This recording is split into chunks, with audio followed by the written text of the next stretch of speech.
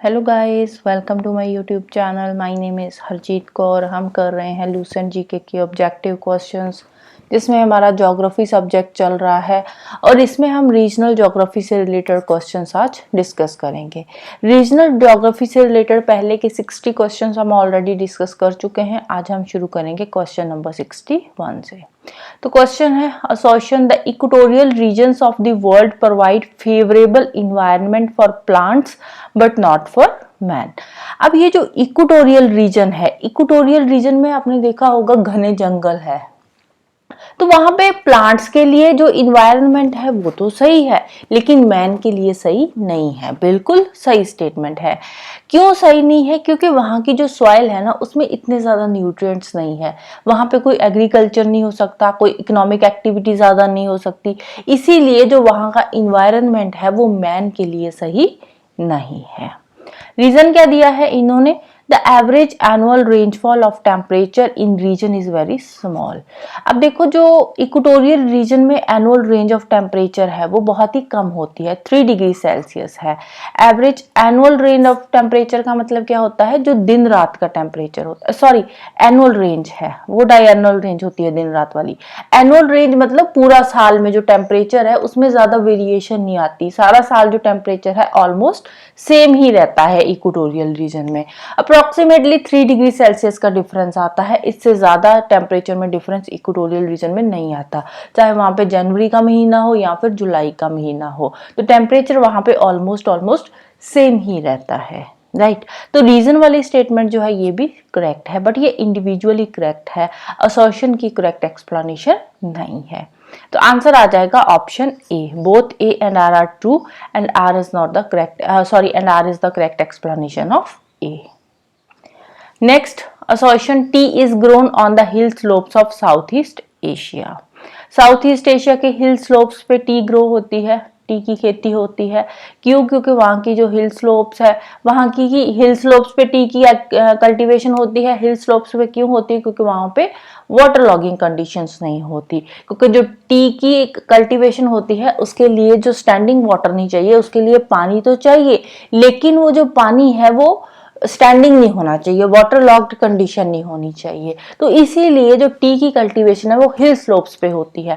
अब हिल स्लोप्स पे क्या होता है, जैसे ये हिल की स्लोप है, तो यहाँ पे क्या है, अगर बारिश होएगी तो पानी तो यहाँ से आएगा लेकिन नीचे चला जाएगा हिल स्लोप से, वहां पे पानी खड़ा नहीं रहेगा, वाटर लॉगिंग कंडीशन यहाँ पे नहीं होगी, इसीलिए जो टी की कल्टीवेशन है वो हिल स्लोप्स पे होती है।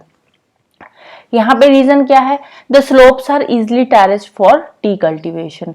अब देखो, जो हिल स्लोप्स है उसको टेरेस करना इजी नहीं है, बहुत ही डिफिकल्ट हो जाता है। अब देखो, हिल स्लोप है, माउंटेन है, इसको काट के इस पे स्टेप्स बनाना, वहां पे कल्टीवेशन करना, तो ये एक डिफिकल्ट काम है, इजी काम नहीं है। तो ए वाली स्टेटमेंट जो है वो करेक्ट है, आर वाली जो है ये रॉन्ग है। A is true but R is false. Option C आ जाएगा इसका answer. Next, the largest industrial region of China.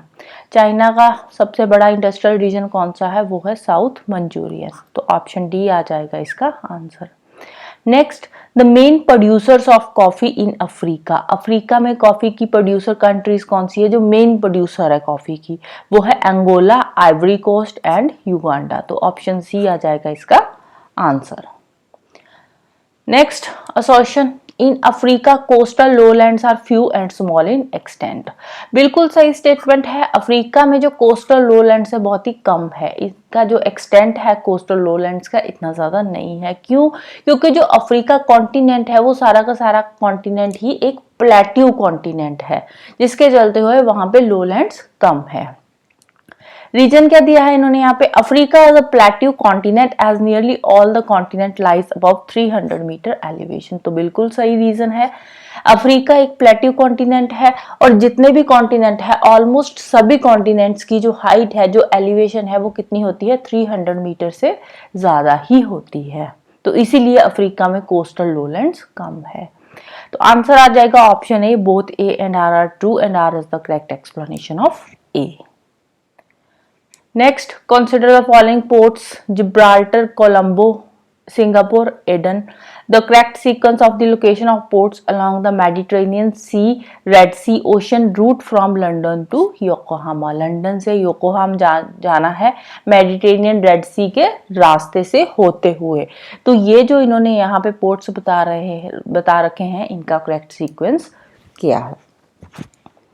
तो एक बार हम लोकेशन देख लेते हैं लंदन की और योकोहामा की। ये रहा लंदन और यहाँ पे है योकोहामा। अब लंदन से योकोहामा जाना है वाया मेडिटेरेनियन सी। ये रहा मेडिटेरेनियन सी और यहाँ पे आ जाता है रेड सी।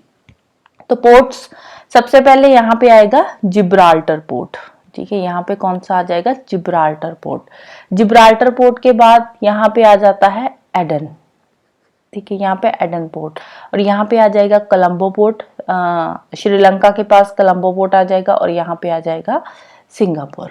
तो करेक्ट सीक्वेंस क्या बन जाएगा, पहले Gibraltar, then Aden, then Colombo and then आ जाएगा सिंगापुर। तो 1 4 2 3 आ जाएगा इसका sequence, option B. Next, the most urbanised region in Anglo America. Anglo America का अर्बनाइज्ड रीजन कौन सा है, तो ये है ग्रेट लेक्स वाला रीजन। ये जो है ग्रेट लेक्स वाला यहाँ पे दिख रहा है, ये क्या है, मोस्ट अर्बनाइज्ड रीजन है एंग्लो अमेरिका का। तो ऑप्शन डी आ जाएगा इसका answer, the Great Lakes region. Great Lakes में बेसिकली 5 लेक्स आती है, ये Lake Superior, Lake Michigan, Lake Huron, Lake Erie and Lake Ontario. Next, Africa is rich in hydroelectric potentialities but lacking in the production of hydroelectricity। देखो Africa में hydroelectric potentiality बहुत ज्यादा है but वहां पे हाइड्रोइलेक्ट्रिसिटी बहुत कम है। क्यों है, क्योंकि वहां पे डेवलपमेंट इतनी ज्यादा नहीं हुई है। डेवलपमेंट जो ज्यादा नहीं हुई है तो पावर की जरूरत भी नहीं है, जिसके चलते हुए हाइड्रोइलेक्ट्रिसिटी की जो प्रोडक्शन है वहां पे कम हो रही है। तो आंसर क्या आ जाएगा, due to the lack of human efforts for development. तो ऑप्शन सी आएगा इसका answer. Next, the continent that has occupied the largest area in the equatorial belt. Equatorial belt पे सबसे ज्यादा एरिया कौन से कॉन्टिनेंट का है, तो वो है अफ्रीका कॉन्टिनेंट। ऑप्शन बी आ जाएगा इसका आंसर। अफ्रीका एक ऐसा कॉन्टिनेंट है, यहाँ पे Tropic of Cancer, Tropic of Capricorn and equator तीनों की तीनों लाइंस क्रॉस करती है। Next, the leading iron and steel producing region of China. China का iron and steel producing region कौन सा है, वो है नॉर्दर्न चाइना। तो ऑप्शन बी आ जाएगा इसका answer. Next, assertion in most of the tropical mainland of South east Asia rainfall is low in central parts. अब ये जो साउथ ईस्ट एशिया है, साउथ ईस्ट एशिया में कौन सी कंट्रीज आ जाती है, साउथ ईस्ट एशिया में आती है यही Myanmar, Malaysia, Vietnam, Singapore, Indonesia के सारे आइलैंड्स आ गए, ब्रूनेई, बोर्नियो, ये सारी कंट्रीज कहाँ पे आती है, साउथ ईस्ट एशिया में। तो यहाँ पे जो सेंट्रल पार्ट है साउथ ईस्ट एशिया का, सेंट्रल पार्ट में इतनी ज्यादा बारिशें नहीं होती, रेनफॉल नहीं होती। क्यों नहीं होती, क्योंकि ये जो साउथ ईस्ट एशिया का सेंट्रल पार्ट है ये आ जाता है रेन शैडो इफेक्ट के अंदर। क्योंकि यहाँ पे जो माउंटेन्स है, माउंटेन्स जैसे ये माउंटेन है तो इसके इस साइड से आ रही है बारिश, जो भी है क्लाउड्स वगैरह आते हैं, तो ये जो यहाँ से हवा आती है, जो मॉइस्चर कैरिंग विंड्स चलती है, तो ये माउंटेन्स के साथ यहाँ पे टकराती है, तो यहीं पे बारिश कर देती है। सेंट्रल पार्ट वाला जो एरिया है वो रेन शैडो इफेक्ट के अंदर आ जाता है, जिसके चलते हुए यहाँ पे ज्यादा बारिश नहीं होती सेंट्रल पार्ट में। तो यहाँ पे रीजन क्या दिया है, the north south mountain ranges cause rain shadow effect in the interior parts. तो बिल्कुल सही दिया है ये वाली स्टेटमेंट भी, तो दोनों स्टेटमेंट सही है and R is the correct explanation of A. तो ऑप्शन ए आ जाएगा इसका answer. Next, the Katanga copper and gold mines are located in. Katanga copper and gold mines कहाँ पे है, ये है रिपब्लिक ऑफ कॉन्गो में। तो ऑप्शन बी आ जाएगा इसका answer. Next, the Amazon basin remains A backward region because of its. Amazon basin का जो पार्ट है, जो रीजन है अमेजोन बेसिन वाला, ये बैकवर्ड क्यों है, क्योंकि यहाँ पे रिसोर्सेज तो है लेकिन यहाँ पे जो रिसोर्सेज है ना वो इनअसेसिबल है, उनको असेसिबल कराना अभी मुश्किल है, टेक्नोलॉजी नहीं है उनको असेसिबल कराने के लिए, इसीलिए ये वाला जो रीजन है वो बैकवर्ड है due to inaccessibility. Option B आ जाएगा इसका answer. Next, which of the following statements are correct regarding south west Asia. ये जो साउथ वेस्ट एशिया है इसमें क्या आ जाता है, साउथ वेस्ट एशिया में यही Saudi Arabia, Oman, Yemen, Iran, Iraq, ये सारी जो कंट्रीज है ये साउथ वेस्ट एशिया में आती है। This region producers almost 35% crude oil of the world.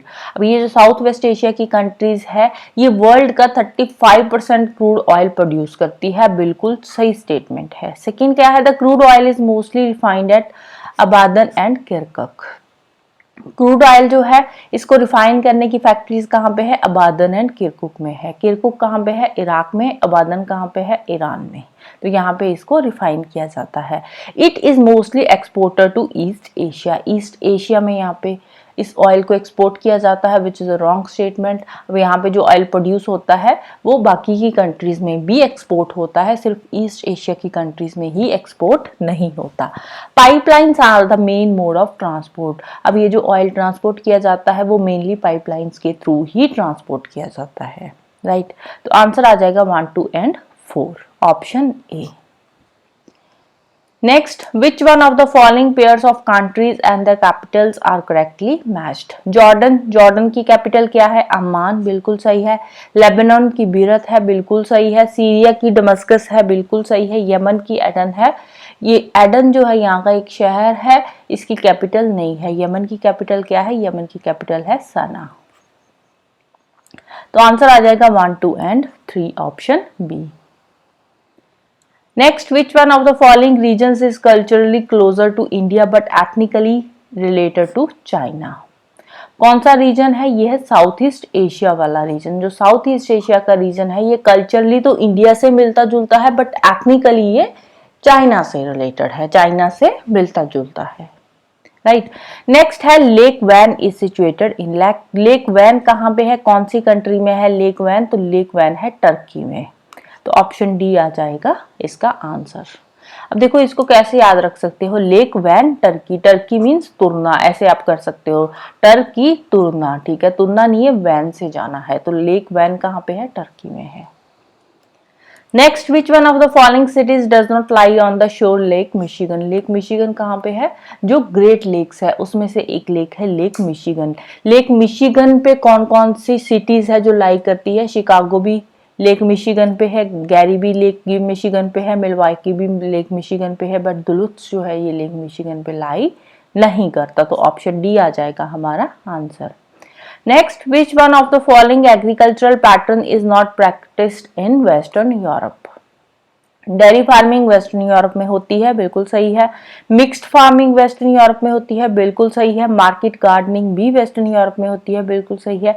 Intensive subsistence farming which is not practised in western Europe. तो ऑप्शन डी आ जाएगा हमारा answer. Subsistence farming western Europe में नहीं होती, बड़े लेवल पे होती है, एक्सटेंसिव फार्मिंग होती है वेस्टर्न यूरोप में, right. So this is all about today. जाने से पहले वीडियो को लाइक कर देना, शेयर कर देना और चैनल को सब्सक्राइब कर लेना। Thank you, bye bye and have a nice day.